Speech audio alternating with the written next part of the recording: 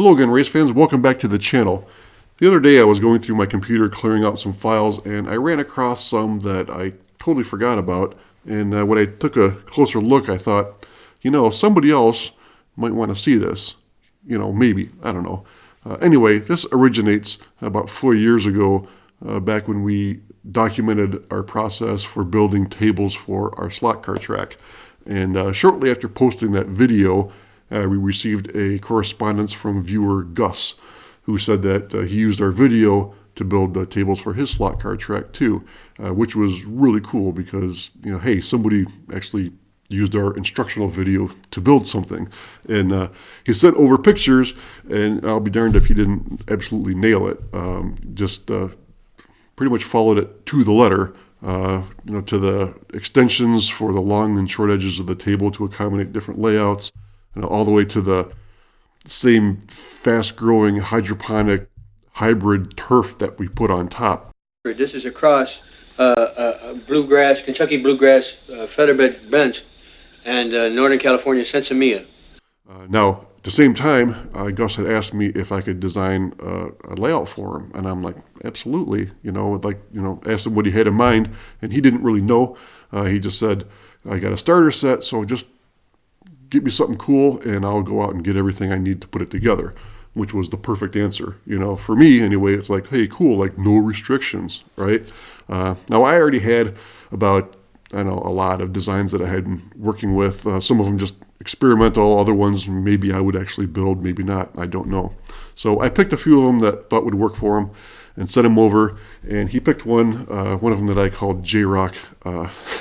I called this JRock because, well, first of all, it was shaped like a J, and also at the time, I was in the middle of this absolute train wreck of a TV show called Trailer Park Boys, and there's a character in there named JRock, so I named it after him, kinda, I guess.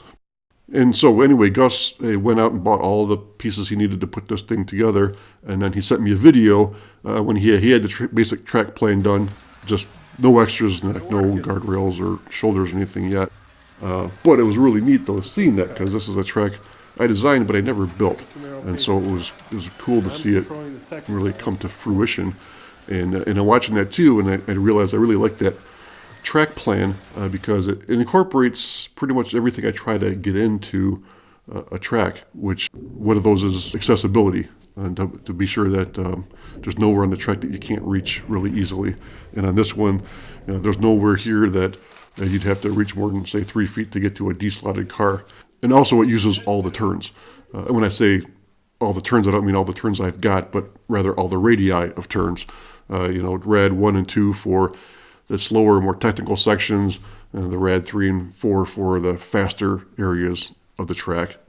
Just so much more of a better dynamic than having a track with all the same radius turns. And then also always incorporate at least one, ideally more than one, long straightaway, and that way you can hit the top speed of the car at least one time per lap. Now I also try to get the left to right hand turn ratio, that is overall degrees of turns, as close to 1-to-1 as possible. Now that's not completely necessary and not always possible. Like for this track here, it's about 2-to-3 ratio. Which is not bad considering that this doesn't even have a reversing loop in it. Of course, a reversing loop is something you could add in there to get that ratio, to 1-to-1. Of course, you have to be careful if you do put a loop in your design that you don't have it turning in the same direction as the general flow of the track. Otherwise, you end up with like 900 degrees of right turns and 30 degrees of left turns. Unless that's your thing, then, of course, more power to you. Now, as I previously mentioned, this kind of checked all the boxes for the elements I try to get into a design, and then seeing Gus's video, it inspired me to actually build it myself. And now we were already transitioning over to a new track layout for the upcoming club season, and we figured maybe we'll try this out, see maybe if it would work for a club track. Now by this time, we had already gotten or added another table to our repertoire. And so we integrated that, so it changed the table configuration a little bit.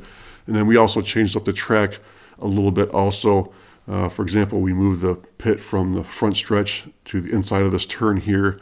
And we swapped the locations of some of the bank turns and flat turns But most notably, we changed the path of the track slightly, integrated this reverse loop that I had talked about before, and this basically got the track back to a 1-to-1 left to right hand turn ratio. The general configuration is what you'd call a folded dog bone, so the second half of the track essentially traverses the path of the first half of the track, except in reverse. Now, we ran this track for about 2 weeks, not in any club setting, just me and Slater actually just kind of getting a feel for it to see if it would work for a club track. And it's a really fun track to run, and it flows really, really well. And the lap times were about 12 to 15 seconds. Now, even though we had more table space, it's still the same length as the original one, about 120 running feet. Now, ultimately, though, we didn't end up going with this for the club track, and I don't even remember exactly why. It could have been a few things. Possibly, we may have thought it was a little too complex for some of the newer members coming into the club that year.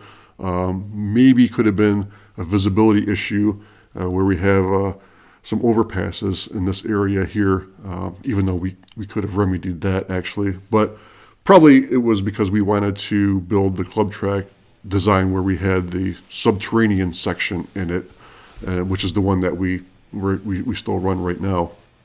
You know, it's kind of a shame that we didn't really finish fully building up this layout, with all the shoulders and the guardrails and the custom track supports, especially over here where it overhangs the pit a little bit, and also some of the scenery and that kind of thing.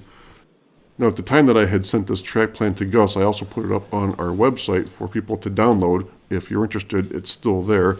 And I also recently added this one that we modified, and that's there also. And you can download the source file for the track planner, which is in Ultimate Racer 3.0. And if not, you can just download the plan view JPEG. And there's also a list of materials or an inventory included in that.